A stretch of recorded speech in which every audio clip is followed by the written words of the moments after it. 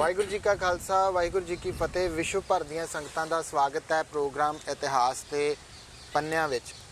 ਸੋ ਆਓ ਇਤਿਹਾਸ ਦੇ ਪੰਨਿਆਂ ਦੇ ਵਿੱਚੋਂ ਅੱਜ ਗੱਲ ਕਰਾਂਗੇ ਗੁਰੂ ਹਰਿਰਾਏ ਸਾਹਿਬ ਜੀ ਦੇ ਪ੍ਰਕਾਸ਼ ਪੁਰਬ ਦੀ, ਜੋ ਵਿਸ਼ਵ ਭਰ ਦੀਆਂ ਸੰਗਤਾਂ ਸ਼ਰਧਾ ਸਤਿਕਾਰ ਦੇ ਨਾਲ ਮਨਾ ਰਹੀਆਂ ਨੇ। ਗੁਰੂ ਹਰਿਰਾਏ ਪਾਤਸ਼ਾਹ ਦੀ ਗੱਲ ਕਰੀਏ ਤਾਂ ਉਹਨਾਂ ਨੂੰ ਕੁਦਰਤ ਦੇ ਨਾਲ ਬੜਾ ਪਿਆਰ ਸੀ, ਬੜਾ ਸਨੇਹ ਸੀਗਾ। ਸੋ ਅਸੀਂ ਵੀ ਇਸ ਵੇਲੇ ਜਿੱਥੇ ਖੜੇ ਹਾਂ ਉਹ ਵੀ ਇਲਾਕਾ ਸਾਰਾ ਹਰਿਆ ਭਰਿਆ, ਤੇ ਅੱਜ ਦੀ ਸਮੁੱਚੀ ਗੱਲਬਾਤ ਗੁਰੂ ਸਾਹਿਬ ਦੇ ਜੀਵਨ ਦੇ ਉੱਤੇ ਕਰਾਂਗੇ ਸਿੰਘ ਸਾਹਿਬ ਗਿਆਨੀ ਅਮਰਿੰਦਰ ਸਿੰਘ ਹੋਰਾਂ ਦੇ ਨਾਲ। ਆਓ ਫਤਿਹ ਦੀ ਸਾਂਝ ਪਾਉਂਦੇ ਹਾਂ ਤੇ ਗੱਲਬਾਤ ਦੀ ਸ਼ੁਰੂਆਤ ਕਰਦੇ ਹਾਂ। ਸਿੰਘ ਸਾਹਿਬ ਜੀ, ਵਾਹਿਗੁਰੂ ਜੀ ਕਾ ਖਾਲਸਾ ਵਾਹਿਗੁਰੂ ਜੀ ਕੀ ਖਾਲਸਾ ਵਾਹਿਗੁਰੂ ਜੀ ਕੀ ਫਤਿਹ। ਸਿੰਘ ਸਾਹਿਬ ਜੀ, ਸਵਾਗਤ ਹੈ ਤੁਹਾਡਾ ਪ੍ਰੋਗਰਾਮ ਇਤਿਹਾਸ ਦੇ ਪੰਨਿਆਂ ਵਿੱਚ। ਤੇ ਸਭ ਤੋਂ ਪਹਿਲਾਂ ਮੈਂ ਜਾਣਨਾ ਚਾਹੂੰਗਾ ਕਿ ਗੁਰੂ ਸਾਹਿਬ ਦੇ ਮਾਤਾ ਪਿਤਾ ਤੇ ਉਹਨਾਂ ਦੇ ਪ੍ਰਕਾਸ਼ ਦੇ ਸੰਬੰਧ ਦੇ ਵਿੱਚ ਜਾਣਕਾਰੀ ਜਿਹੜੀ ਸੰਗਤਾਂ ਨਾਲ ਜ਼ਰੂਰ ਸਾਂਝੀ ਕਰੋ। ਸਭ ਤੋਂ ਪਹਿਲਾਂ ਦੇਸ਼ ਵਿਦੇਸ਼ ਦੇ ਵਿੱਚ ਵਸਦੀ ਹੋਈ ਸਮੁੱਚੀ ਸਿੱਖ ਸੰਗਤ ਨੂੰ ਧੰਨ ਗੁਰੂ ਹਰਿਰਾਏ ਸਾਹਿਬ ਮਹਾਰਾਜ ਜੀ ਦੇ ਪ੍ਰਕਾਸ਼ ਗੁਰਪੁਰਬ ਦੀਆਂ ਲੱਖ ਲੱਖ ਵਧਾਈਆਂ। ਮੀਰੀ ਪੀਰੀ ਦੇ ਮਾਲਕ ਧੰਨ ਗੁਰੂ ਹਰਗੋਬਿੰਦ ਸਾਹਿਬ ਮਹਾਰਾਜ ਜੀ ਦੇ 5 ਸਪੁੱਤਰ ਨੇ, ਜਿਨ੍ਹਾਂ ਵਿੱਚ ਸਭ ਤੋਂ ਵੱਡੇ ਸਪੁੱਤਰ ਨੇ ਬਾਬਾ ਗੁਰਦਿੱਤਾ ਜੀ। ਜੀ, ਬਾਬਾ ਗੁਰਦਿੱਤਾ ਜੀ ਨੂੰ ਬਾਬਾ ਇਸ ਕਰਕੇ ਕਹਿੰਦੇ ਆ ਕਿਉਂਕਿ ਗੁਰੂ ਨਾਨਕ ਦੇਵ ਮਹਾਰਾਜ ਜੀ ਦੇ ਸਪੁੱਤਰ ਬਾਬਾ ਸ੍ਰੀ ਚੰਦ ਜੀ ਨੇ ਆਪਣੀ ਹਯਾਤੀ ਦੇ ਅੰਦਰ ਹੀ ਜਿਹੜਾ ਸਮੁੱਚਾ ਉਦਾਸੀਨ ਸੰਪਰਦਾ ਦਾ ਜਿਹੜਾ ਸੀ ਭਾਰ ਸੀ ਜਾਂ ਉਹਦੀ ਜ਼ਿੰਮੇਵਾਰੀ ਸੀ ਜੀ, ਉਹ ਬਾਬਾ ਗੁਰਦਿੱਤਾ ਜੀ ਨੂੰ ਸੌਂਪ ਦਿੱਤੀ ਸੀ। ਜੀ, ਇਤਿਹਾਸ ਕਹਿੰਦਾ ਹੈ ਕਿ ਗੁਰੂ ਨਾਨਕ ਦੇਵ ਮਹਾਰਾਜ ਜੀ ਦੇ ਨਾਲ ਬਿਲਕੁਲ ਸਰੂਪ ਜਿਹੜਾ ਸੀ, ਬਾਹਰੀ ਤੌਰ ਤੇ ਚਿਹਰਾ ਦਿੱਖ ਜਿਹੜੀ ਸੀ ਉਹ ਬਾਬਾ ਗੁਰਦਿੱਤਾ ਜੀ ਦੀ ਮਿਲਦੀ ਸੀ, ਹੂ ਬਹੂ ਲੱਗਦੇ ਸੀ। ਜੀ, ਬਾਬਾ ਬੁੱਢਾ ਸਾਹਿਬ ਜੀ ਅਕਸਰ ਬਾਬਾ ਗੁਰਦਿੱਤਾ ਜੀ ਨੂੰ ਦੇਖ ਕੇ ਆਖਿਆ ਕਰਦੇ ਸੀ ਕਿ ਤੁਹਾਨੂੰ ਦੇਖ ਕੇ ਗੁਰੂ ਨਾਨਕ ਦੇਵ ਮਹਾਰਾਜ ਜੀ ਦੇ ਸਰੂਪ ਦੀ ਜਿਹੜੀ ਹੈ ਉਹ ਝਲਕ ਪ੍ਰਾਪਤ ਹੁੰਦੀ ਹੈ। ਜੀ, ਬਾਬਾ ਗੁਰਦਿੱਤਾ ਜੀ ਦਾ ਵਿਆਹ ਜਿਹੜਾ ਹੈ ਉਹ ਬਟਾਲੇ ਦੀ ਧਰਤੀ ਤੇ ਹੋਇਆ। ਜੀ, ਬਟਾਲੇ ਦੇ ਰਹਿਣ ਵਾਲੇ ਸਨ ਮਾਤਾ ਨਿਹਾਲ ਕੌਰ ਜੀ, ਜੀ, ਜਿਹੜੇ ਗੁਰੂ ਹਰਿਰਾਏ ਸਾਹਿਬ ਮਹਾਰਾਜ ਜੀ ਦੇ ਮਾਤਾ ਜੀ ਨੇ। ਜੀ, ਗੁਰੂ ਨਾਨਕ ਦੇਵ ਮਹਾਰਾਜ ਜੀ ਦਾ ਵਿਆਹ ਵੀ ਬਟਾਲੇ ਦੀ ਧਰਤੀ ਤੇ ਹੀ ਹੁੰਦਾ ਹੈ। ਸੋ ਸਤਿਗੁਰੂ ਮਹਾਰਾਜ ਜੀ ਦੇ 2 ਸਪੁੱਤਰ ਨੇ, ਗੁਰੂ ਨਾਨਕ ਦੇਵ ਮਹਾਰਾਜ ਜੀ ਦੇ ਬਾਬਾ ਸ੍ਰੀ ਚੰਦ ਤੇ ਬਾਬਾ ਲਖਮੀ ਦਾਸ ਜੀ। ਇਸੇ ਤਰ੍ਹਾਂ ਬਾਬਾ ਗੁਰਦਿੱਤਾ ਜੀ ਦੇ ਵੀ 2 ਸਪੁੱਤਰ ਨੇ।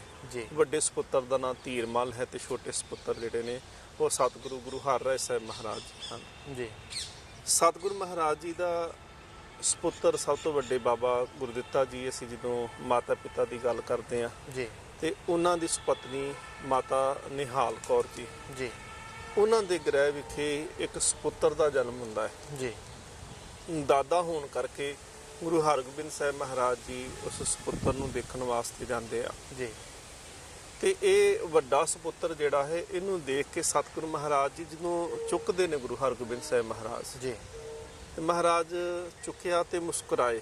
ਜੀ, ਬਾਬਾ ਬੁੱਢਾ ਸਾਹਿਬ ਜੀ ਕਹਿੰਦੇ ਨੇ ਸਤਿਗੁਰੂ ਮੁਸਕਰਾਏ ਕਿਉਂ ਜੀ? ਜੀ, ਕਹਿੰਦੇ ਬਾਬਾ ਜੀ ਲੱਗਦਾ ਹੈ ਕਿ ਤਾਇਆ ਜੀ ਫਿਰ ਪਰਤ ਕੇ ਵਾਪਸ ਆ ਗਏ ਨੇ। ਜੀ, ਤਾਇਆ ਜੀ ਤੋਂ ਭਾਵ ਸੀ ਕਿ ਪ੍ਰਿਥੀ ਚੰਦ, ਜੀ, ਕਿ ਤਾਇਆ ਜੀ ਲੱਗਦਾ ਹੈ ਪਰਤ ਕੇ ਫਿਰ ਵਾਪਸ ਆ ਗਏ ਨੇ, ਕਿਉਂਕਿ ਮਹਾਰਾਜ ਜੀ ਅਗਾਂਹ ਦੀ ਸੋਚਦੇ ਨੇ। ਮਹਾਰਾਜ ਜੀ ਨੂੰ ਸਭ ਗਿਆਨ ਹੈ ਕਿ ਕਿਦੋਂ ਕੀ ਹੋਣਾ ਹੈ, ਕਿਵੇਂ ਹੋਣਾ ਹੈ।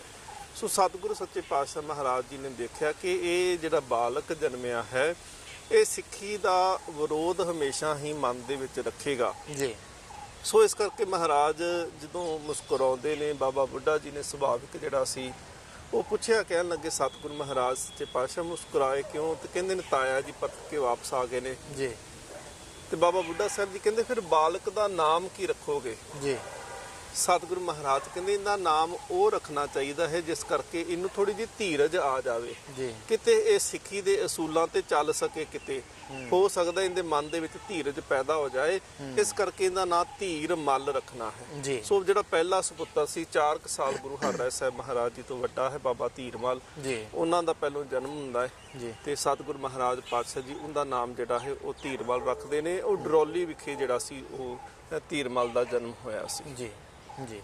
ਤੇ ਗੁਰੂ ਹਰਿਰਾਏ ਸਾਹਿਬ ਜੀ ਦਾ ਪ੍ਰਕਾਸ਼ ਫਿਰ ਜਿਹੜਾ ਆ ਉਹ ਕਦੋਂ ਹੁੰਦਾ ਹੈ?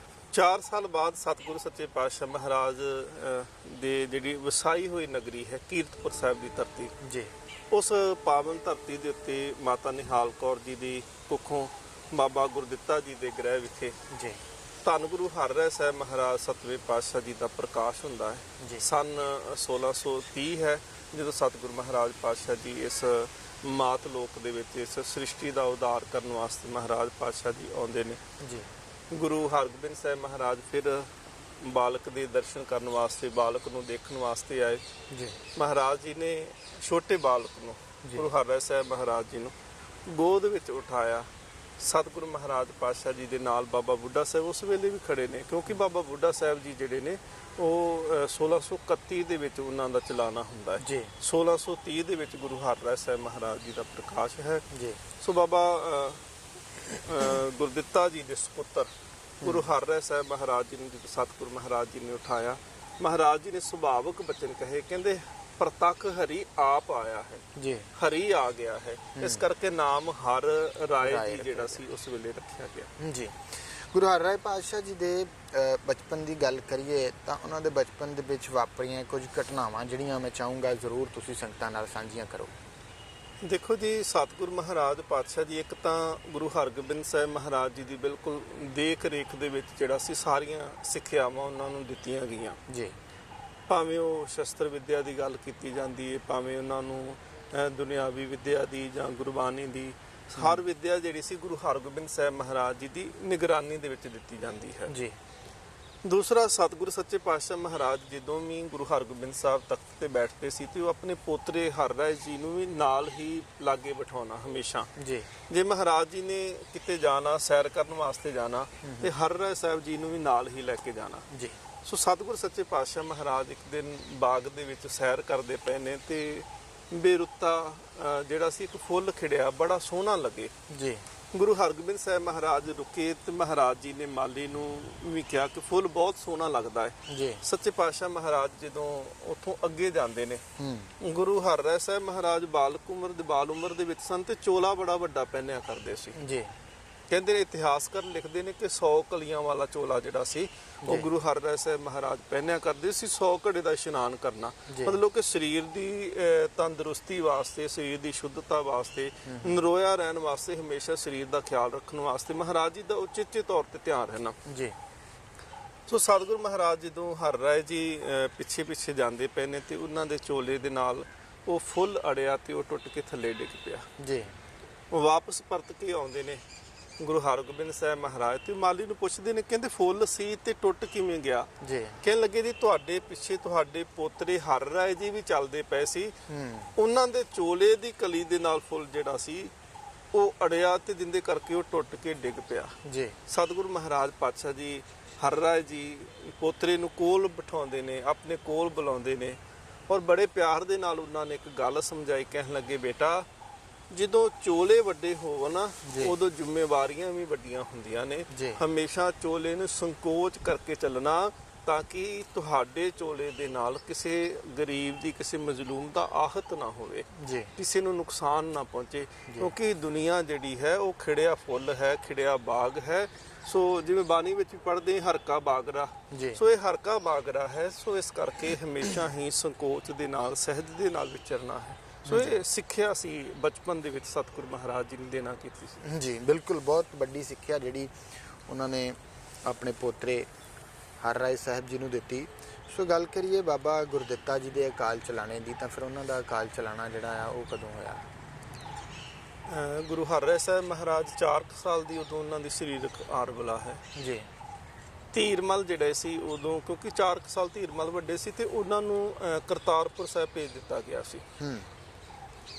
ਗੁਰੂ ਹਰਗੋਬਿੰਦ ਸਾਹਿਬ ਮਹਾਰਾਜ ਜਦੋਂ ਵੀ ਕਿਸੇ ਪ੍ਰਚਾਰਕ ਦੌਰੇ ਤੇ ਜਾਂਦੇ ਜਾਂ ਕੀਰਤਪੁਰ ਸਾਹਿਬ ਤੋਂ ਬਾਹਰ ਕਿਤੇ ਜਾਂਦੇ, ਉਹ ਸਮੁੱਚੀ ਜਿਹੜੀ ਕੀਰਤਪੁਰ ਸਾਹਿਬ ਦੀ ਜਿਹੜੀ ਸੇਵਾ ਸੀ ਉਹ ਬਾਬਾ ਗੁਰਦਿੱਤਾ ਜੀ ਨੂੰ ਦੇ ਕੇ ਜਾਂਦੇ ਸੀ। ਜੀ। ਔਰ ਬਾਬਾ ਗੁਰਦਿੱਤਾ ਜੀ ਵੀ ਬਿਲਕੁਲ ਜਿਵੇਂ ਸਤਿਗੁਰੂ ਮਹਾਰਾਜ ਜੀ ਸ਼ਿਕਾਰ ਖੇਡਦੇ ਸੀ ਜਾਂ ਆਸੇ-ਪਾਸੇ ਜਾਣਾ, ਸੋ ਸਤਿਗੁਰੂ ਮਹਾਰਾਜ ਜੀ ਦੇ ਵਾਂਗ ਹੀ ਸਿੱਖਾਂ ਨੂੰ ਲੈ ਕੇ ਜਾਣਾ, ਕਿਉਂਕਿ ਬਹਾਦਰੀ ਦੇ ਵਾਸਤੇ ਇਹ ਜ਼ਰੂਰੀ ਕਰਤੱਵ ਸੀ ਕਿ ਸ਼ਿਕਾਰ ਜਿਹੜਾ ਸੀ ਉਹ ਖੇਡਿਆ ਜਾਂਦਾ ਸੀ। ਜੀ। ਇੱਕ ਦਿਨ ਬਾਬਾ ਗੁਰਦਿੱਤਾ ਜੀ ਤੇ ਹੋਰ ਨਾਲ ਸਿੱਖ ਨੇ ਉਹ ਸ਼ਿਕਾਰ ਖੇਡਣ ਵਾਸਤੇ ਗਏ। ਜੀ। ਦੂਰੋਂ ਸ਼ਾਇਦ ਕਿਸੇ ਜਾਨਵਰ ਦੀ ਜਿਹੜੀ ਸੀ ਆਹਟ ਉਹਨਾਂ ਨੂੰ ਮਹਿਸੂਸ ਹੋਈ, ਤੀਰ ਚਲਾਇਆ ਗਿਆ। ਜੀ। ਤੀਰ ਜਦੋਂ ਚੱਲਦਾ ਹੈ ਤੇ ਬਾਅਦ ਵਿੱਚ ਜਾ ਕੇ ਜਦੋਂ ਸ਼ਿਕਾਰ ਵਾਲੀ ਥਾਂ ਤੇ ਜਾ ਕੇ ਦੇਖਿਆ ਜਾਂਦਾ ਹੈ ਤੇ ਉਹ ਕੋਈ ਖੁੰਖਾਰ ਜਾਨਵਰ ਨਹੀਂ ਸੀ, ਇੱਕ ਗਾਂ ਦੀ ਮੌਤ ਹੋ ਚੁੱਕੀ ਸੀ। ਜੀ। ਜਦੋਂ ਬਾਬਾ ਜੀ ਨੇ ਜਾ ਕੇ ਦੇਖਿਆ, ਹਾਲਾਂਕਿ ਚਲੋ ਸਿੱਖੀ ਕੇਵਲ ਗਾਂ ਨੂੰ ਪਸ਼ੂ ਮੰਨਦੀ ਹੈ, ਕੇਵਲ ਦੁੱਧ ਦੇਣ ਵਾਸਤੇ ਮੰਨਦੀ। ਧੇਨ ਦੁੱਧ ਤੇ ਬਾਹਰੀ ਕਿਤੇ ਨਾ ਆਵੇ ਕਾਮ। ਸੋ ਧੇਨ ਗਾਂ ਜਿਹੜੀ ਹੈ ਉਹ ਕੇਵਲ ਦੁੱਧ ਵਾਸਤੇ, ਜੇ ਦੁੱਧ ਨਹੀਂ ਦਿੰਦੀ ਤੇ ਮਾਲਕ ਜਿਹੜੇ ਉਹਨੂੰ ਰੱਖਣ ਨੂੰ ਵੀ ਤਿਆਰ ਨਹੀਂ ਹੁੰਦੇ। ਪਰ ਹਿੰਦੂ ਧਰਮ ਦੇ ਵਿੱਚ ਇਹਦੀ ਆਸਥਾ ਜਿਹੜੀ ਸੀ ਉਹ ਵੱਖਰੇ ਤਰੀਕੇ ਨਾਲ ਦੇਖੀ ਜਾਂਦੀ ਹੈ ਜੀ। ਸੋ ਉਸ ਵੇਲੇ ਜਿਹੜੇ ਉਹ ਲੋਕ ਸਨ, ਸਥਾਨਕ ਲੋਕ ਸਨ, ਉਹਨਾਂ ਨੇ ਜ਼ਿੱਦ ਕੀਤੀ, ਕਹਿਣ ਲੱਗੇ ਤੁਸੀਂ ਸਾਡੀ ਗਊ ਮਾਤਾ ਦੀ ਹੱਤਿਆ ਕੀਤੀ ਹੈ। ਬਾਬਾ ਜੀ ਨੇ ਬਹੁਤ ਸਮਝਾਉਣ ਦਾ ਯਤਨ ਉੱਥੇ ਕੀਤਾ, ਧਨ ਦੇਣ ਦੀ ਵੀ ਗੱਲ ਕੀਤੀ, ਪਰ ਉਹ ਕਿਸੇ ਵੀ ਗੱਲ ਦੇ ਉੱਤੇ ਆ ਕੇ ਮੰਨੇ ਨਹੀਂ ਜੀ। ਬਾਬਾ ਗੁਰਦਿੱਤਾ ਜੀ ਸੰਪੂਰਨ ਇੱਕ ਸਿੱਖੀ ਦੇ ਰੂਪ ਵਾਲੇ ਸਨ, ਬਹੁਤ ਸ਼ਕਤੀ ਤਾਕਤ ਦੇ ਉਹ ਮਾਲਕ ਸਨ, ਸਤਿਗੁਰ ਮਹਾਰਾਜ ਜੀ ਦੇ ਸਪੁੱਤਰ ਸਨ, ਨਾਮ ਬਾਣੀ ਦੇ ਉਪਜਨੀਕ ਸਨ। ਸੋ ਬਾਬਾ ਗੁਰਦਿੱਤਾ ਜੀ ਨੂੰ ਫਿਰ ਉੱਥੇ ਮਜਬੂਰਨ ਜਿਹੜਾ ਸੀ ਉਹ ਗਾਂ ਨੂੰ ਜਿੰਦਾ ਕਰਨਾ ਪਿਆ ਜੀ। ਜਿਵੇਂ ਬਾਬਾ ਅਟਲ ਰਾਏ ਜੀ ਨੇ ਆਪਣੇ ਸਾਥੀ ਮੋਹਨ ਨੂੰ ਜਿੰਦਾ ਕੀਤਾ ਸੀ ਤੇ ਸਰੀਰ ਤਿਆਗਿਆ ਸੀ, ਉਸੇ ਹੀ ਤਰੀਕੇ ਦੇ ਨਾਲ ਬਾਬਾ ਗੁਰਦਿੱਤਾ ਜੀ ਜਿਹੜੇ ਸਨ ਉਹਨਾਂ ਨੇ ਉਸ ਮਰੀ ਹੋਈ ਗਾਂ ਨੂੰ ਜਿੰਦਾ ਤੇ ਕੀਤਾ, ਕਿਉਂਕਿ ਉਹ ਲੋਕ ਜਿਹੜੇ ਸਨ ਉਹ ਹਿੰਦੂ ਲੋਕ ਆਸਥਾ ਦੇ ਕਰਕੇ ਉਹਨਾਂ ਨੂੰ ਜਿੰਦਾ ਕਰਨਾ ਪਿਆ।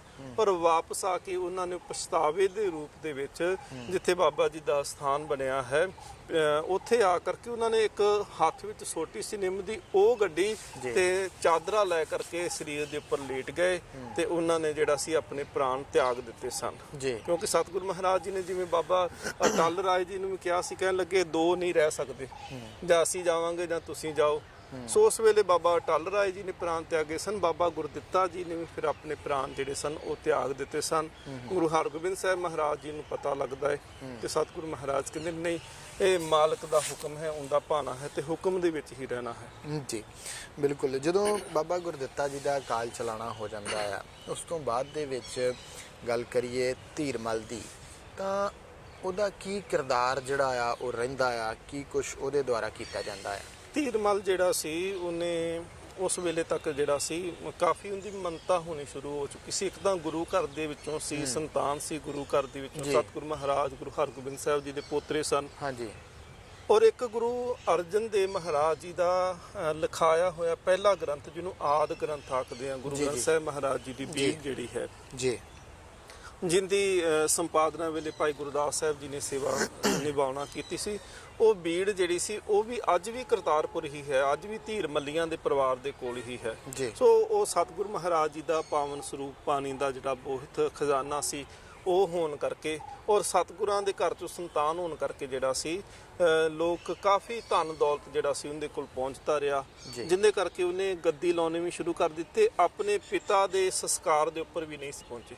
ਬਾਬਾ ਗੁਰਦਿੱਤਾ ਜੀ ਦੇ ਸੰਸਕਾਰ ਦੇ, ਹਾਲਾਂਕਿ ਵੱਡੇ ਪੁੱਤਰ ਨੇ ਤੇ ਫਰਜ਼ ਬਣਦਾ ਸੀ, ਸੁਨੇਹਾ ਵੀ ਭੇਜਿਆ ਗਿਆ, ਉਡੀਕ ਵੀ ਕੀਤੀ ਗਈ, ਪਰ ਉਹ ਪਹੁੰਚੇ ਨਹੀਂ ਸਨ ਜੀ। ਸੋ ਇਸ ਕਰਕੇ ਉਹਨਾਂ ਹਮੇਸ਼ਾ ਹੀ, ਜਿਵੇਂ ਗੁਰੂ ਤੇਗ ਬਹਾਦਰ ਮਹਾਰਾਜ ਜੀ ਦੇ ਉੱਪਰ ਵੀ ਜਿਹੜਾ ਸੀ ਉਹ ਮਸੰਦ ਦੇ ਰਾਹੀਂ ਗੋਲੀ ਚਲਾਉਂਦੇ ਨੇ, ਜਿਹੜਾ ਗੁਰਤਾ ਗੱਦੀ ਦਾ ਜਿਹੜਾ ਸਾਰਾ ਸਮਾਨ ਸੀ ਬਾਬਾ ਮੱਖਣ ਸ਼ਾਹ ਨੇ ਭੇਟ ਕੀਤਾ ਸੀ ਉਹ ਸਾਰਾ ਚੁੱਕ ਕੇ ਲੈ ਜਾਂਦੇ ਨੇ। ਸੋ ਹਮੇਸ਼ਾ ਹੀ ਉਹਨਾਂ ਨੇ ਕੋਸ਼ਿਸ਼ ਕੀਤੀ ਕਿ ਸਿੱਖੀ ਦੇ ਵਿਰੁੱਧ ਜਾਂ ਗੁਰੂ ਘਰ ਦੇ ਵਿਰੁੱਧ ਜਾਣ ਵਾਸਤੇ ਜੀ, ਇਹ ਉਹਨਾਂ ਦਾ ਐਸਾ ਉਹਨਾਂ ਦਾ ਕਿਰਦਾਰ ਜਿਹੜਾ ਸੀ ਬਣ ਚੁੱਕਿਆ ਸੀ ਜੀ। ਜ਼ਿਕਰ ਇਤਿਹਾਸ ਨੂੰ ਪੜ੍ਹੀਏ ਤਾਂ ਸਿੰਘ ਸਾਹਿਬ ਜੀ ਜ਼ਿਕਰ ਮਿਲਦਾ ਕਿ ਗੁਰੂ ਹਰ ਰਾਏ ਸਾਹਿਬ ਜੀ ਜਿਹੜੇ ਆ ਉਹਨਾਂ ਨੇ ਦਵਾਖਾਨਾ ਜਿਹੜਾ ਆ ਉਹ ਖੋਲ੍ਹਿਆ, ਬਾਗ ਜਿਹੜਾ ਆ ਉਹ ਲਗਵਾਇਆ। ਇਹ ਕਦੋਂ ਉਹਨਾਂ ਨੇ ਲਗਵਾਇਆ ਤੇ ਇਹਦਾ ਮਕਸਦ ਮੁੱਖ ਤੌਰ ਦੇ ਉੱਤੇ ਕੀ ਸੀਗਾ? ਦੇਖੋ ਜੀ, ਪਹਿਲੀ ਤਾਂ ਗੱਲ ਹੈ ਕਿ 14 ਸਾਲ ਦੀ ਸਰੀਰਕ ਉਮਰ ਦੇ ਵਿੱਚ ਗੁਰੂ ਹਰਗੋਬਿੰਦ ਸਾਹਿਬ ਮਹਾਰਾਜ ਜਦੋਂ ਜੋਤੀ ਜੋਤ ਸਮਾਉਣ ਲੱਗਦੇ ਨੇ ਤੇ ਕੀਰਤਪੁਰ ਸਾਹਿਬ ਦੀ ਧਰਤੀ ਤੇ ਸਨ 1644 ਦੇ ਵਿੱਚ ਮਹਾਰਾਜ ਜੀ ਗੁਰਤਾ ਗੱਦੀ ਜਿਹੜੀ ਹੈ ਉਹ ਗੁਰੂ ਹਰਰਾਏ ਸਾਹਿਬ ਮਹਾਰਾਜ ਜੀ ਨੂੰ ਦਿੰਦੇ ਨੇ ਜੀ। ਹਾਲਾਂਕਿ ਜਿਹਨੇ ਅੱਗੇ ਜਾ ਕੇ 9ਵਾਂ ਗੁਰੂ ਬਣਨਾ ਹੈ ਗੁਰੂ ਤੇਗ ਬਹਾਦਰ ਮਹਾਰਾਜ, ਉਹ ਵੀ ਉਸ ਵੇਲੇ ਉੱਥੇ ਮੌਜੂਦ ਨੇ ਜੀ। ਹੋਰ ਵੀ ਸਪੁੱਤਰ ਬਾਬਾ ਅਨੀ ਰਾਏ ਨੇ, ਬਾਬਾ ਸੂਰਜਮਲ ਨੇ, ਉਹ ਵੀ ਉੱਥੇ ਮੌਜੂਦ ਨੇ। ਸਤਿਗੁਰੂ ਮਹਾਰਾਜ ਜੀ ਦੀ ਸਪੁੱਤਰੀ ਬੀਬੀ ਵੀਰੋ, ਉਹਨਾਂ ਦਾ ਪਰਿਵਾਰ ਵੀ ਉੱਥੇ ਮੌਜੂਦ ਹੈ, ਕਿਉਂਕਿ ਮਹਾਰਾਜ ਗੁਰੂ ਹਰਗੋਬਿੰਦ ਸਾਹਿਬ ਜੀ ਨੇ ਜਿਸ ਵੇਲੇ ਸਤਿਗੁਰੂ ਮਹਾਰਾਜ ਨੇ ਜੋਤੀ ਜੋਤ ਸਮਾਉਣ ਤੋਂ ਪਹਿਲਾਂ ਇਹ ਗੁਰਤਾ ਗੱਦੀ ਦੀ ਰਸਮ ਕਰਦੇ ਨੇ ਤੇ ਮਹਾਰਾਜ 3 ਦਿਨ ਤੱਕ ਲਗਾਤਾਰ ਉੱਥੇ ਗੁਰਬਾਣੀ ਦਾ ਜਿਹੜਾ ਕੀਰਤਨ ਸੀ ਉਹ ਦਿਨ ਰਾਤ ਚੱਲਦਾ ਰਿਹਾ। 3 ਦਿਨਾਂ ਤੋਂ ਬਾਅਦ ਵਿੱਚ ਮਹਾਰਾਜ ਜੀ ਫਿਰ ਸਰੀਰ ਤਿਆਗਦੇ ਨੇ। ਫਿਰ ਗੁਰੂ ਤੇਗ ਬਹਾਦਰ ਮਹਾਰਾਜ ਪਾਤਸ਼ਾਹ ਜੀ ਵੀ ਉੱਥੇ ਨਮਸਕਾਰ ਕੀਤੀ ਗੁਰੂ ਹਰਰਾਏ ਸਾਹਿਬ ਜੀ ਨੂੰ, ਦੂਜੇ ਸਪੁੱਤਰਾਂ ਨੇ ਵੀ ਕੀਤੀ। ਮਹਾਰਾਜ ਗੁਰੂ ਤੇਗ ਬਹਾਦਰ ਜਿਹੜੇ ਸਨ ਉਹ ਮਾਤਾ ਜੀ ਦੇ ਨਾਲ, ਮਾਤਾ ਨਾਨਕੀ, ਮਾਤਾ ਗੁਜਰੀ ਜੀ, ਉਹਨਾਂ ਦੇ ਨਾਲ ਜਿਹੜਾ ਸੀ ਉਹ ਬਕਾਲੇ ਦੀ ਧਰਤੀ ਤੇ ਆ ਜਾਂਦੇ ਨੇ। ਗੁਰੂ ਹਰਰਾਏ ਸਾਹਿਬ ਮਹਾਰਾਜ ਉਹ ਕੀਰਤਪੁਰ ਸਾਹਿਬ ਦੀ ਧਰਤੀ ਤੇ ਵਿਰਾਜਮਾਨ ਨੇ। ਮਹਾਰਾਜ ਨੇਚਰ ਕੁਦਰਤ ਦੇ ਪ੍ਰੇਮੀ ਸਨ ਜੀ। ਕਿਉਂਕਿ ਬਾਣੀ ਦੇ ਵਿੱਚ ਅਸੀਂ ਪੜ੍ਹਦੇ ਹਾਂ ਬਲਿਹਾਰੀ ਕੁਦਰਤ ਵਸਿਆ, ਹੂੰ ਕਿ ਕੁਦਰਤ ਦੇ ਵਿੱਚ ਹੀ ਕਰਤੇ ਦਾ ਵਾਸਾ ਹੈ। ਹੂੰ ਜਿਹੜਾ ਕੁਦਰਤ ਦੇ ਨਾਲ ਪਿਆਰ ਨਹੀਂ ਕਰ ਸਕਦਾ, ਉਹ ਕਿਸੇ ਦੂਸਰੇ ਦੇ ਨਾਲ, ਕੁਦਰਤ ਦੀ ਬਣਾਈ ਹੋਈ ਚੀਜ਼ ਦੇ ਨਾਲ ਪਿਆਰ ਨਹੀਂ ਕਰ ਸਕਦਾ, ਜੀ। ਉਹ ਲੋਭੀ ਇਨਸਾਨ ਹੋਵੇਗਾ। ਜੀ ਜੀ ਜੀ ਸੋ ਸਤਿਗੁਰੂ ਸੱਚੇ ਪਾਤਸ਼ਾਹ ਮਹਾਰਾਜ ਜਿਹੜੇ ਸਨ, ਉਹਨਾਂ ਨੇ ਵੱਖ-ਵੱਖ ਤਰ੍ਹਾਂ ਦੇ ਬਾਗ ਲਗਾਏ ਸਨ, ਜਿੱਥੇ ਹਰ ਤਰ੍ਹਾਂ ਦਾ ਉੱਥੇ ਜਿਹੜਾ ਸੀ ਫਲ ਫੁੱਲ ਇਤਿਆਦਿਕ ਦਾ ਜਿਹੜੇ ਪੌਦੇ ਸਨ, ਉਹਨਾਂ ਦੇ ਬਾਗ ਦੇ ਵਿੱਚ ਮਿਲ ਜਾਇਆ ਕਰਦੇ ਸਨ। ਜੀ ਜੀ ਬਿਲਕੁਲ। ਸੋ ਗੁਰੂ ਹਰਰਾਏ ਸਾਹਿਬ ਜੀ ਨੇ ਇਤਿਹਾਸਕ ਜ਼ਿਕਰ ਜਿਹੜਾ ਮਿਲਦਾ ਹੈ ਕਿ ਉਹਨਾਂ ਦੇ ਕੋਲ 2200 ਘੋੜਸਵਾਰ ਵੀ ਸਨ, ਜੀ। ਤੇ ਨਾਲ ਜਿਹੜੇ ਜਾਨਵਰ ਸੀਗੇ ਉਹਨਾਂ ਦੀ ਵੀ ਉਹ ਬੜੀ ਦੇਖਭਾਲ ਜਿਹੜੀ ਆ ਉਹ ਕਰਿਆ ਕਰਦੇ ਸਨ। ਗੁਰੂ ਹਰਰਾਏ ਸਾਹਿਬ ਮਹਾਰਾਜ ਸੱਚੇ ਪਾਤਸ਼ਾਹ ਜੀ, ਕਿਉਂਕਿ ਗੁਰੂ ਹਰਗੋਬਿੰਦ ਸਾਹਿਬ ਮਹਾਰਾਜ ਜੀ ਨੇ ਵੀ ਘੋੜਸਵਾਰ ਰੱਖੇ, ਮਹਾਰਾਜ ਜੀ ਨੇ 4 ਜੰਗਾਂ ਵੀ ਜਿਹੜੀਆਂ ਸੀ ਉਹ ਕੀਤੀਆਂ, ਜੀ ਔਰ ਮਹਾਰਾਜ ਜੀ ਨੇ ਹੁਕਮ ਵੀ ਕੀਤਾ ਸੀ ਕਿ ਤੁਸੀਂ ਵੀ ਘੋੜਸਵਾਰ ਰੱਖਣੇ ਨੇ, ਜੀ। ਫੌਜਾਂ ਤਿਆਰ ਬਰ ਤਿਆਰ ਰੱਖਣੀਆਂ ਨੇ। ਸੋ ਮਹਾਰਾਜ ਜੀ ਦੇ ਨਾਲ ਜਿੱਥੇ ਸਤਿਗੁਰੂ ਮਹਾਰਾਜ ਜੀ ਨੇ ਜਾਣਾ, 2200 ਘੋੜਸਵਾਰ ਜਿਹੜੀ ਫੌਜ ਸੀ ਮਹਾਰਾਜ ਜੀ ਦੇ ਨਾਲ ਹਮੇਸ਼ਾ ਨਾਲ ਚੱਲਣੀ। ਜੀ ਸਤਿਗੁਰੂ ਗੁਰੂ ਹਰਰਾਏ ਸਾਹਿਬ ਮਹਾਰਾਜ ਸ਼ਿਕਾਰ ਖੇਡਣ ਵੀ ਜਾਇਆ ਕਰਦੇ ਸੀ, ਜੀ ਪਰ ਮਹਾਰਾਜ ਜੀ ਨੇ ਸ਼ਿਕਾਰ ਖੇਡਣ ਦਾ ਜਿਹੜਾ ਉਹ ਢੰਗ ਤਬਦੀਲ ਕਰ ਦਿੱਤਾ। ਮਹਾਰਾਜ ਜਦੋਂ ਜੰਗਲ ਦੇ ਵਿੱਚ ਸ਼ਿਕਾਰ ਖੇਡਣ ਵਾਸਤੇ ਜਾਂਦੇ ਨੇ, ਬੜੇ ਖੁੰਖਾਰ ਜਾਨਵਰ ਵੀ ਮਿਲਨੇ, ਜੀ। ਪਰ ਮਹਾਰਾਜ ਨੇ ਦੇਖਣਾ ਜਦੋਂ ਕੋਈ ਜ਼ਖਮੀ ਜਾਨਵਰ ਕਿਤੇ ਮਿਲਣਾ, ਉਹਨੂੰ ਲੈ ਕੇ ਆਉਣਾ ਕੀਰਤਪੁਰ ਸਾਹਿਬ। ਪਰ ਮਹਾਰਾਜ ਨੇ ਇੱਕ ਵੱਖਰੀ ਰੱਖ, ਇੱਕ ਜਿਵੇਂ ਕਹਿ ਲਓ ਕਿ ਇੱਕ ਚਿੜੀਆ ਘਰ ਵੱਖਰਾ ਬਣਾਇਆ ਹੋਇਆ ਸੀ, ਇੱਕ ਵੱਖਰੀ ਜਗ੍ਹਾ ਬਣਾਈ ਹੋਈ ਸੀ, ਇੱਕ ਇਲਾਕਾ ਵੱਖਰਾ ਸੀ, ਜੀ। ਜਿੱਥੇ ਉਹ ਜ਼ਖਮੀ ਜਾਨਵਰ ਜਿਹੜੇ ਸਨ ਉਹਨਾਂ ਦਾ ਪਹਿਲੋਂ ਇਲਾਜ ਕਰਨਾ, ਮਲਮ ਪੱਟੀ ਕਰਨੀ, ਜਦੋਂ ਉਹਨੇ ਠੀਕ ਹੋ ਜਾਣਾ ਤੇ ਉਹਨੂੰ ਫਿਰ ਉਸ ਇਲਾਕੇ ਦੇ ਵਿੱਚ, ਉਸ ਰੱਖ ਦੇ ਵਿੱਚ ਸਤਿਗੁਰੂ ਮਹਾਰਾਜ ਜੀ ਨੇ ਛੱਡ ਦੇਣਾ। ਤੇ ਸਤਿਗੁਰੂ ਮਹਾਰਾਜ ਜੀ ਜਿਹੜੇ ਸਨ ਉਹ ਦਵਾਖਾਨਾ ਮਹਾਰਾਜ ਜੀ ਨੇ ਬਣਾ ਕੇ ਰੱਖਿਆ, ਜਿੱਥੇ ਬਹੁਤ ਸਾਰੇ ਜਿਹੜੇ ਦੁਨਿਆਵੀ ਰੋਗ ਸਨ ਉਹਨਾਂ ਦਾ ਇਲਾਜ ਵੀ ਸਤਿਗੁਰੂ ਮਹਾਰਾਜ ਜੀ ਦੇ ਦਵਾਖਾਨੇ ਦੇ ਵਿੱਚੋਂ ਕੀਤਾ ਜਾਂਦਾ ਹੈ। ਇਤਿਹਾਸ 'ਚ ਇੱਕ ਘਟਨਾ ਮਿਲਦੀ ਹੈ ਜੀ ਕਿ ਹਿੰਦੁਸਤਾਨ ਦਾ ਉਸ ਵੇਲੇ ਬਾਦਸ਼ਾਹ ਜਿਹੜਾ ਸੀ ਸ਼ਾਹਜਹਾਂ, ਜੀ ਉਹਦੇ ਸੁਪੁੱਤਰ ਦਾਰਾ ਸ਼ਿਕੋਹ ਨੂੰ ਉਹਦੇ ਭਰਾ ਔਰੰਗਜ਼ੇਬ ਨੇ ਸ਼ੇਰ ਦੀ ਮੁੱਛ ਦਾ ਵਾਲ ਜਿਹੜਾ ਸੀ ਉਹ ਪੁਲਾਓ ਦੇ ਵਿੱਚ ਪਾ ਕੇ, ਚੌਲਾਂ ਦੇ ਵਿੱਚ ਪਾ ਕੇ ਤੇ ਖਵਾ ਦਿੱਤਾ। ਉਹ ਵਾਲ ਜਿਹੜਾ ਸੀ ਉਹ ਜਿਗਰ ਦੇ ਨਾਲ ਜਾ ਕੇ ਲੱਗ ਗਿਆ, ਕਿਉਂਕਿ ਔਰੰਗਜ਼ੇਬ ਸ਼ੁਰੂ ਤੋਂ ਹੀ ਸ਼ਾਤਰ ਸੀ ਤੇ ਉਹ ਚਾਹੁੰਦਾ ਸੀ ਕਿ ਰਾਜ ਪ੍ਰਬੰਧ ਮੇਰਾ ਹੋਵੇ, ਮੈਂ ਹੌਲੀ ਹੌਲੀ ਆਪਣੇ ਭਰਾਵਾਂ ਨੂੰ ਜਿਹੜਾ ਸੀ ਉਹ ਕਤਲ ਕਰ ਦੇਵਾਂ, ਖਤਮ ਕਰ ਦੇਵਾਂ। ਪਿਤਾ ਨੂੰ ਵੀ ਉਹਨੇ ਕੈਦ ਕੀਤਾ ਆਪਣੇ ਨੂੰ ਬਾਅਦ ਵਿੱਚ, ਔਰ ਰਾਜ ਦੇ ਉੱਤੇ ਜ਼ਬਰਦਸਤੀ ਉਹਨੇ ਕਬਜ਼ਾ ਕਰ ਲਿਆ। ਦਾਰਾ ਸ਼ਿਕੋਹ ਜਿਹੜਾ ਸੀ ਉਹ ਨੇਕ ਨੀਅਤ ਵਾਲਾ ਜਿਹੜਾ ਸੀ ਉਹ ਇਨਸਾਨ ਸੀ, ਔਰ ਪਿਤਾ ਉਹਦਾ ਚਾਹੁੰਦਾ ਸੀ ਕਿ ਮੇਰਾ ਪੁੱਤਰ ਦਾਰਾ ਸ਼ਿਕੋਹ ਕੱਲ ਨੂੰ ਜਿਹੜਾ ਹੈ ਉਹ ਤਖਤ ਦੇ ਉੱਤੇ ਬੈਠਣਾ ਚਾਹੀਦਾ ਹੈ। ਔਰੰਗਜ਼ੇਬ ਨੇ ਇਸ ਕਰਕੇ ਉਹ ਵਾਲ ਦੇ ਦਿੱਤਾ, ਜਿੰਦੇ ਕਰਕੇ ਉਹ ਵਾਲ ਦੇ ਕਰਕੇ ਜਿਹੜੀ ਸੀ ਉਹਦੀ ਤਬੀਅਤ ਖਰਾਬ ਹੋਣੀ ਸ਼ੁਰੂ ਹੋਈ। ਬਹੁਤ ਸਾਰੇ ਵੈਦਾਂ ਨੇ ਇਲਾਜ ਕਰਨ ਦੀ ਕੋਸ਼ਿਸ਼ ਕੀਤੀ, ਪਰ ਕੋਈ ਵੀ ਜਿਹੜਾ ਇਲਾਜ ਸੀ ਉਹ ਸਫਲਾ ਨਾ ਹੁੰਦਾ ਦਿਸੇ। ਜੀ ਦਿਨ ਪ੍ਰਤੀ ਦਿਨ ਜਿਹੜੀ ਸੀ ਉਹ ਸਿਹਤ ਖਰਾਬ ਹੋਣੀ ਸ਼ੁਰੂ ਹੋਈ। ਉਸ ਵੇਲੇ ਵੈਦਾਂ ਨੇ ਕਿਹਾ ਸੀ ਕਿ ਇੱਕ ਖਾਸ ਕਿਸਮ ਦੀ ਹਰੜ ਤੇ ਲੌਂਗ ਚਾਹੀਦਾ ਹੈ, ਜੀ, ਜਿੰਦੇ ਨਾਲ ਇਹ ਇਲਾਜ ਹੋ ਸਕਦਾ, ਕਿਉਂਕਿ ਵੈਦਾਂ ਨੂੰ ਇਹ ਗਿਆਨ ਹੋ ਚੁੱਕਿਆ ਸੀ ਕਿ ਸ਼ੇਰ ਦੀ ਮੁੱਛ ਦਾ ਵਾਲ ਜਿਹੜਾ ਹੈ ਉਹ ਇਹਦੇ ਜ਼ਿਕਰ ਦੇ ਨਾਲ ਲੱਗਿਆ ਹੈ ਤੇ ਉਹ ਕਿਸੇ ਵੀ ਹੋਰ ਚੀਜ਼ ਦੇ ਨਾਲ ਉਹ ਗਲਿਆ ਜਾਂ ਲਾਇਆ ਨਹੀਂ ਜਾ ਸਕਦਾ। ਉਹਨੇ ਕਿਹਾ ਕਿ ਕਿੱਥੋਂ ਮਿਲ ਸਕਦੀ? ਹਿੰਦੁਸਤਾਨ ਦਾ ਬਾਦਸ਼ਾਹ ਪੁੱਛਦਾ ਪਿਆ ਹੈ ਕਿ ਮੈਨੂੰ ਦੱਸੋ, ਮੈਂ ਮੰਗਾ ਦੇਣਾ ਹੈ। ਉਹ ਕਹਿੰਦੇ ਕਿਤੇੋਂ ਵੀ ਨਹੀਂ ਮਿਲ ਸਕਦੀ, ਕੇਵਲ ਇੱਕੋ ਹੀ ਥਾਂ ਹੈ, ਉਹ ਗੁਰੂ ਨਾਨਕ ਦਾ ਘਰ ਹੈ। ਜੀ, ਗੁਰੂ ਹਰਰਾਏ ਸਾਹਿਬ ਮਹਾਰਾਜ ਜੀ ਦੇ ਦਵਾਖਾਨੇ ਵਿੱਚੋਂ ਇਹ ਦੋਨੋਂ ਹੀ ਵਸਤੂਆਂ ਮਿਲ ਸਕਦੀਆਂ। ਨਾ ਚਾਹੁੰਦੇ ਐਵੇਂ ਪੁੱਤਰ ਮੋਹ ਦੇ ਵਿੱਚ ਫਿਰ ਉਹਨੇ ਇੱਕ ਚਿੱਠੀ ਲਿਖਤਾ ਹੈ, ਆਪਣੇ ਅਹਿਲਕਾਰਾਂ ਨੂੰ ਨਾਲ ਭੇਜਣਾ ਕੀਤਾ, ਬਹੁਤ ਸਾਰਾ ਧਨ ਦੇ ਕੇ ਭੇਜਿਆ। ਸਤਿਗੁਰੂ ਮਹਾਰਾਜ ਜੀ ਦੇ ਚਰਨਾਂ ਵਿੱਚ ਆ ਕੇ ਉਹ ਚਿੱਠੀ ਰੱਖੀ ਗਈ ਔਰ ਬੇਨਤੀ ਕੀਤੀ ਗਈ ਕਿ ਹਰੜ ਤੇ ਲੌਂਗ ਸਾਨੂੰ ਚਾਹੀਦਾ ਹੈ। ਮਹਾਰਾਜ ਨੇ ਧਨ ਦੌਲਤ ਵੀ ਵਾਪਸ ਮੋੜ ਦਿੱਤਾ, ਕਹਿੰਦੇ ਨਹੀਂ, ਮੁੱਲ ਨਹੀਂ ਦੇ ਸਕਦੇ ਕਿਉਂਕਿ ਇਹ ਬੇਸ਼ਕੀਮਤੀ ਹੈ। ਜੀ, ਜੇ ਕੀਮਤ ਦੇ ਨਾਲ ਲੈਣਾ ਤਾਂ ਤੁਸੀਂ ਕਿਤੇ ਵੀ ਲੈ ਸਕਦੇ ਹੋ, ਜਾਓ ਇੱਥੋਂ ਵਾਪਸ ਜਾ ਕੇ ਲੈ ਸਕਦੇ ਹੋ, ਪਰ ਇਹ ਬੇਸ਼ਕੀਮਤੀ ਚੀਜ਼ਾਂ ਇਹ ਤੁਹਾਨੂੰ ਅਸੀਂ ਬਿਲਕੁਲ ਵੈਸੇ ਹੀ ਦੇ ਦੇਵਾਂਗੇ। ਸਤਿਗੁਰੂ ਮਹਾਰਾਜ ਨੇ ਫਿਰ ਉਹ ਦੋਨੋਂ ਲੌਂਗ ਤੇ ਹਰੜ ਵੀ ਦਿੱਤੀ ਔਰ ਨਾਲ ਮਹਾਰਾਜ ਜੀ ਨੇ ਇੱਕ ਮੋਤੀ ਵੀ ਆਪਣੇ ਵੱਲੋਂ ਦਿੱਤਾ, ਕਿਹਾ ਇਹਨੂੰ ਵੀ ਨਾਲ ਪੀਸ ਕੇ ਦੇਣਾ, ਜਲਦੀ ਆਰਾਮ ਆਵੇਗਾ। ਸੋ ਇਹ ਦਵਾਖਾਨੇ ਦੀ ਖਾਸੀਅਤ ਸੀ ਕਿ ਦੁਨੀਆ 'ਚ ਹਰ ਤਰ੍ਹਾਂ ਦੀ ਔਸ਼ਧੀ ਜਿਹੜੀ ਸੀ ਉਹ ਸਤਿਗੁਰੂ ਮਹਾਰਾਜ ਜੀ ਦੇ ਦਵਾਖਾਨੇ ਵਿੱਚ ਮਿਲ ਜਾਂਦੀ ਸੀ। ਜੀ, ਬਿਲਕੁਲ। ਬਹੁਤ ਹੀ ਸੁੰਦਰ ਵਿਚਾਰਾਂ ਦੀ ਸਾਂਝ ਸਿੰਘ ਸਾਹਿਬ ਗਿਆਨੀ ਅਮਰਿੰਦਰ ਸਿੰਘ ਜੀ ਵਿਸ਼ਵ ਭਰ ਦੀਆਂ ਸੰਗਤਾਂ ਦੇ ਨਾਲ ਪਾ ਰਹੇ ਨੇ। ਗੁਰੂ ਹਰਰਾਏ ਸਾਹਿਬ ਜੀ ਦੇ ਜੀਵਨ ਇਤਿਹਾਸ ਦੀ ਗੱਲਬਾਤ ਜਿਹੜੀ ਆ ਉਹ ਪ੍ਰੋਗਰਾਮ ਇਤਿਹਾਸ ਦੇ ਪੰਨਿਆਂ ਦੇ ਵਿੱਚ ਚੱਲ ਰਹੀ ਹੈ ਤੇ ਤੁਸੀਂ ਸੁਣ ਰਹੇ ਹੋ ਕਿ ਕਿਵੇਂ ਗੁਰੂ ਸਾਹਿਬ ਜਿਹੜੇ ਆ ਉਹਨਾਂ ਨੇ ਇੱਕ ਦਵਾਖਾਨਾ ਖੋਲ੍ਹਿਆ। ਤੇ ਇਹ ਨਹੀਂ ਕਿ ਜਿਵੇਂ ਅੱਜ ਦੇ ਦੌਰ ਦੀ ਗੱਲ ਕਰੀਏ ਤਾਂ ਅਸੀਂ ਕਿਸੇ ਵੀ ਜਗ੍ਹਾ ਦੇ ਉੱਤੇ ਜਾਂਦੇ ਹਾਂ ਤਾਂ ਅੱਜ ਕੱਲ੍ਹ ਦਵਾਈ ਲੈਣ ਵਾਸਤੇ ਬਹੁਤ ਜ਼ਿਆਦਾ ਪੈਸੇ ਖਰਚ ਕਰਨੇ ਪੈਂਦੇ ਆ। ਇਸ ਤਰ੍ਹਾਂ ਦੀਆਂ ਚੀਜ਼ਾਂ ਜਿਹੜੀਆਂ ਇਹਨੂੰ ਕਿਤੇ ਉਦੋਂ ਦੇ ਸਮੇਂ ਦੇ ਨਾਲ ਜੋੜ ਕੇ ਜਿਹੜਾ ਆ ਉਹ ਦੇਖੀਏ ਤਾਂ ਜਿਵੇਂ ਗੁਰੂ ਸਾਹਿਬ ਨੂੰ ਕਈ ਤਰ੍ਹਾਂ ਦੇ ਉਪਹਾਰ ਜਿਹੜੇ ਭੇਜ ਕੇ ਉਹਨਾਂ ਦੇ ਕੋਲੋਂ ਜਿਹੜੀ ਹਰੜ ਤੇ ਲੌਂਗ ਲੈਣ ਦੀ ਕੋਸ਼ਿਸ਼ ਕੀਤੀ ਗਈ ਸੀ, ਤਾਂ ਗੁਰੂ ਸਾਹਿਬ ਨੇ ਉਹ ਉਹਨਾਂ ਨੂੰ ਭੇਟਾ ਰਹਿਤ ਹੀ ਸਾਰਾ ਕੁਝ ਜਿਹੜਾ ਉਹ ਦਿੱਤਾ ਸੀਗਾ। ਸੋ ਅੱਜ ਵੀ ਚਾਹੀਦਾ ਕਿ ਇਵੇਂ ਦੇ ਜਿਹੜੇ ਆ ਉਹ ਦਵਾਖਾਨੇ ਜਾਂ ਇਵੇਂ ਦੇ ਹਸਪੀਟਲ ਖੁੱਲ੍ਹਣੇ ਚਾਹੀਦੇ ਜਿੱਥੇ ਲੋੜਵੰਦਾਂ ਦਾ, ਗਰੀਬਾਂ ਦਾ ਇਲਾਜ ਜਿਹੜਾ ਹੋ ਸਕੇ, ਕਿਉਂਕਿ ਪੈਸੇ ਵਾਲਾ ਤਾਂ ਹਰ ਜਗ੍ਹਾ ਤੋਂ ਇਲਾਜ ਜਿਹੜਾ ਆ ਉਹ ਕਰਵਾ ਸਕਦਾ। ਸੋ ਆਓ ਅਸੀਂ ਇਤਿਹਾਸ ਦੀ ਜਾਣਕਾਰੀ ਜਿਹੜੀ ਆ ਹੋਰ ਸਿੰਘ ਸਾਹਿਬ ਜੀ ਕੋਲੋਂ ਲੈਂਦੇ ਹਾਂ। ਸਿੰਘ ਸਾਹਿਬ ਜੀ, ਗੱਲ ਕਰੀਏ ਹਰ ਰਾਏ, ਗੁਰੂ ਹਰ ਰਾਏ ਸਾਹਿਬ ਜੀ ਦੇ ਵੱਲੋਂ ਰਾਮ ਰਾਏ ਨੂੰ ਜਦੋਂ ਦਿੱਲੀ ਜਿਹੜਾ ਆ ਉਹ ਭੇਜਿਆ ਗਿਆ, ਤਾਂ ਕੀ ਕਾਰਨ ਸੀ ਦਿੱਲੀ ਭੇਜਣ ਦਾ ਕਿ ਉਹਨਾਂ ਨੂੰ ਉੱਥੇ ਭੇਜਿਆ ਗਿਆ? ਹਿੰਦੁਸਤਾਨ ਦੇ ਬਾਦਸ਼ਾਹ ਅਕਬਰ ਨੇ ਵੀ ਇੱਕ ਵਾਰੀ ਸਤਿਗੁਰੂ ਗੁਰੂ ਅਮਰਦਾਸ ਜੀ ਦੇ ਦਰਬਾਰ ਦੇ ਵਿੱਚ ਚਿੱਠੀ ਭੇਜੀ ਸੀ ਕਿ ਤੁਹਾਡੇ ਧਰਮ ਵੱਲੋਂ ਇਸਲਾਮ ਦੇ ਵਿਰੁੱਧ ਪ੍ਰਚਾਰ ਕੀਤਾ ਜਾਂਦਾ। ਉਸ ਵੇਲੇ ਗੁਰੂ ਰਾਮਦਾਸ ਜੀ ਨੂੰ ਭੇਜਿਆ ਗਿਆ ਸੀ ਜੀ।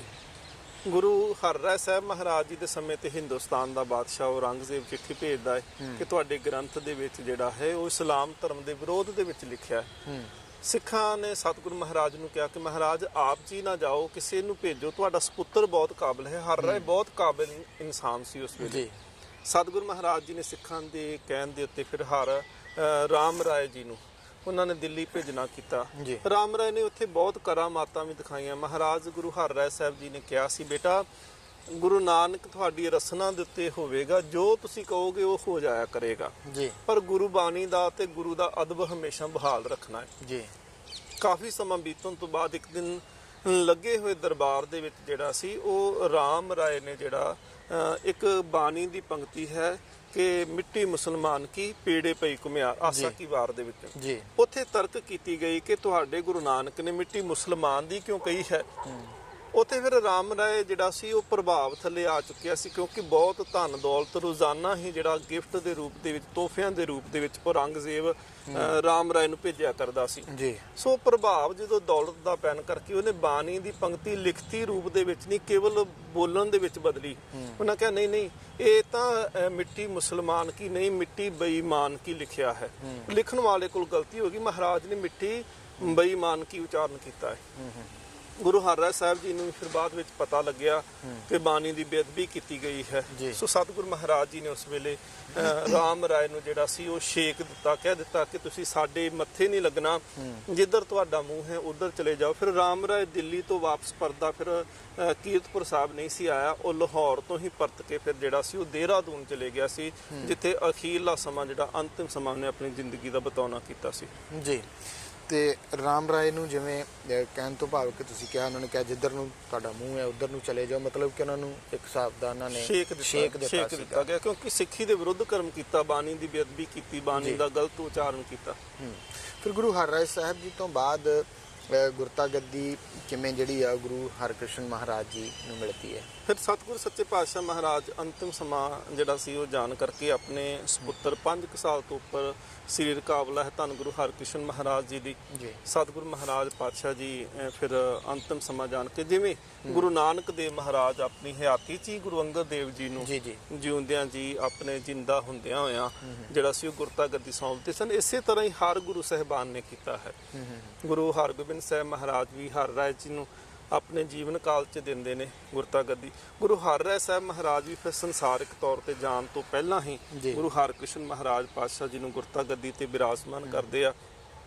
ਸਤਿਗੁਰੂ ਸੱਚੇ ਪਾਤਸ਼ਾਹ ਮਹਾਰਾਜ ਉਹਨਾਂ ਨੇ, ਹਾਲਾਂਕਿ ਰਾਮ ਰਾਏ ਨੇ ਬਾਅਦ ਵਿੱਚ ਵੀ ਵਿਰੋਧ ਕੀਤਾ, ਔਰੰਗਜ਼ੇਬ ਦੀ ਸਹਾਇਤਾ ਵੀ ਪ੍ਰਾਪਤ ਕੀਤੀ, ਪਰ ਮਹਾਰਾਜ ਜੀ ਨੇ ਬਿਲਕੁਲ ਕਿਸੇ ਗੱਲ ਦੀ ਪਰਵਾਹ ਕੀਤੇ ਬਗੈਰ ਹਰਕ੍ਰਿਸ਼ਨ ਮਹਾਰਾਜ ਜੀ ਨੂੰ ਸਤਿਗੁਰਾਂ ਦੇ ਅਸਥਾਨ ਦੇ ਉੱਪਰ ਸੁਭਾਇਮਾਨ ਕੀਤਾ, ਔਰ ਨਾਲ ਹੀ ਇਹ ਗੱਲ ਕਹੀ ਸੀ ਕਿ ਨਹਿ ਮਲੇਸ਼ ਕੋ ਦਰਸ਼ਨ ਦੇ ਹੈ, ਕਿ ਮਲੇਸ਼ ਨੂੰ ਦਰਸ਼ਨ ਨਹੀਂ ਦੇਣੇ। ਸੋ ਸਤਿਗੁਰੂ ਸੱਚੇ ਪਾਤਸ਼ਾਹ ਮਹਾਰਾਜ ਜੀ ਦੇ ਜੀਵਨ 'ਚ ਹਾਲਾਂਕਿ ਲਿਖਤੀ ਤੌਰ ਦੇ ਉੱਪਰ ਬਹੁਤ ਘੱਟ ਜੀਵਨ ਮਿਲਦਾ ਹੈ, ਖੋਜ ਦਾ ਅਜੇ ਮੁਹਤਾਜ ਹੈ। ਸੋ ਗੁਰੂ ਹਰ ਰਾਏ ਸਾਹਿਬ ਮਹਾਰਾਜ ਜੀ ਦਾ ਬੇਅੰਤ ਜੀਵਨ ਹੈ, ਜਿੰਦੇ ਵਿੱਚ ਅਨੇਕਾਂ ਸਾਖੀਆਂ ਗੁਰਬਾਣੀ ਦੇ ਸਤਿਕਾਰ ਵਜੋਂ ਮਿਲਦੀਆਂ ਨੇ ਕਿ ਮਹਾਰਾਜ ਇੱਕ ਦਿਨ ਅਚਨਚੇਤ ਖੜੇ ਹੋ ਜਾਂਦੇ ਨੇ, ਗੋਡੇ ਤੇ ਸੱਟ ਲੱਗਦੀ ਹੈ, ਸਿੱਖ ਪੁੱਛਦੇ ਮਹਾਰਾਜ ਕਾਲੀ ਕਿਉਂ? ਮਹਾਰਾਜ ਕਹਿੰਦੇ ਸਿੱਖ ਬਾਣੀ ਪੜ੍ਹਦੇ, ਸ਼ਬਦ ਪੜ੍ਹਦੇ ਆਉਂਦੇ ਪਏ ਸੀ, ਇਸ ਕਰਕੇ ਸ਼ਬਦ ਦੇ ਸਤਿਕਾਰ ਦੇ ਵਿੱਚ ਅਸੀਂ ਖੜੇ ਹੋਏ ਹਾਂ।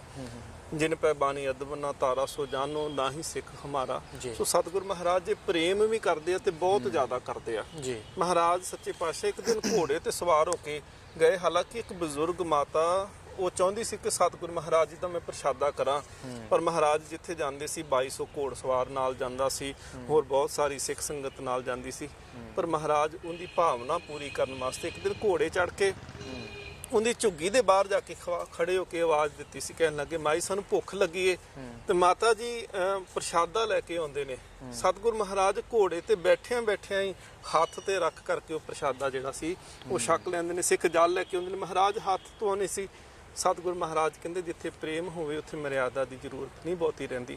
ਸੋ ਸਤਿਗੁਰ ਮਹਾਰਾਜ ਜੀ ਦਾ ਜੀਵਨ ਬੇਅੰਤ ਐਸੀਆਂ ਘਟਨਾਵਾਂ ਦੇ ਨਾਲ ਜਿਹੜਾ ਹੈ ਉਹ ਭਰਿਆ ਪਿਆ ਹੈ। ਸਿੰਘ ਸਾਹਿਬ ਜੀ, ਇੱਕ ਗੱਲ ਦਾ ਮੈਂ ਜ਼ਿਕਰ ਕੀਤਾ, ਅੱਜ ਸਮੇਂ ਦੀ ਲੋੜ ਆ ਤੇ ਗੁਰੂ ਸਾਹਿਬ ਦਾ ਜਿਵੇਂ ਦਾ ਅਸੀਂ ਜੀਵਨ ਇਤਿਹਾਸ ਸੁਣਿਆ ਤੁਹਾਡੇ ਕੋਲੋਂ ਕਿ ਉਹਨਾਂ ਦੇ ਦਵਾਖਾਨਾ ਸੀ ਜਿੱਥੇ ਲੋੜਵੰਦਾਂ ਨੂੰ ਮੁਫਤ ਦਵਾਈ ਦਾਰੂ ਜੋ ਵੀ ਉਹਨਾਂ ਨੂੰ ਚਾਹੀਦਾ ਸੀਗਾ ਉਹ ਮਿਲਦਾ ਸੀ, ਉਹਨਾਂ ਦਾ ਇਲਾਜ ਵੀ ਕੀਤਾ ਜਾਂਦਾ ਸੀ। ਅੱਜ ਦਾ ਸਮਾਂ ਜਿਹੜਾ ਪੈਸੇ ਦੀ ਦੌੜ ਦੇ ਵਿੱਚ ਹਰ ਮਨੁੱਖ ਲੱਗਾ ਆ ਤੇ ਹਸਪੀਟਲ ਬਹੁਤ ਖੁੱਲ ਰਿਹਾ, ਪਰ ਕਿਤੇੋਂ ਵੀ ਕਿਸੇ ਲੋੜਵੰਦ ਲਈ, ਕਿਸੇ ਗਰੀਬ ਲਈ ਫ੍ਰੀ ਇਲਾਜ ਜਿਹੜਾ ਆ ਉਹ ਨਹੀਂ ਮਿਲ ਪਾਉਂਦਾ। ਸੋ ਇਹ ਵੀ ਬੜੀ ਸਮੇਂ ਦੀ ਲੋੜ ਆ। ਅੱਜ ਦੇ ਇਸ ਪ੍ਰੋਗਰਾਮ ਦੇ ਵਿੱਚ ਜਿਵੇਂ ਅਸੀਂ ਗੁਰੂ ਸਾਹਿਬ ਦੀ ਗੱਲ ਕੀਤੀ, ਤਾਂ ਤੁਸੀਂ ਕੀ ਸਿੱਖਿਆ ਦੇ ਤੌਰ ਦੇ ਉੱਤੇ ਜਿਹੜਾ ਆ ਉਹ ਸੰਗਤਾਂ ਨੂੰ ਜਾਂ ਸਮੁੱਚੇ ਵਿਸ਼ਵ ਭਰ ਦੇ ਵਿੱਚ ਵਸਦੇ ਦਰਸ਼ਕਾਂ ਨੂੰ ਕਹਿਣਾ ਚਾਹੋਗੇ ਜਿਵੇਂ ਅੱਜ ਦੇ ਯੁੱਗ ਦੇ ਵਿੱਚ ਪੈਸੇ ਦੀ ਦੌੜ ਲੱਗੀ ਹੋਈ ਹੈ? ਦੇਖੋ ਜੀ, ਗੁਰੂ ਹਰਿਰਾਏ ਸਾਹਿਬ ਮਹਾਰਾਜ ਕੁਦਰਤ ਪ੍ਰੇਮੀ ਸਨ ਜੀ।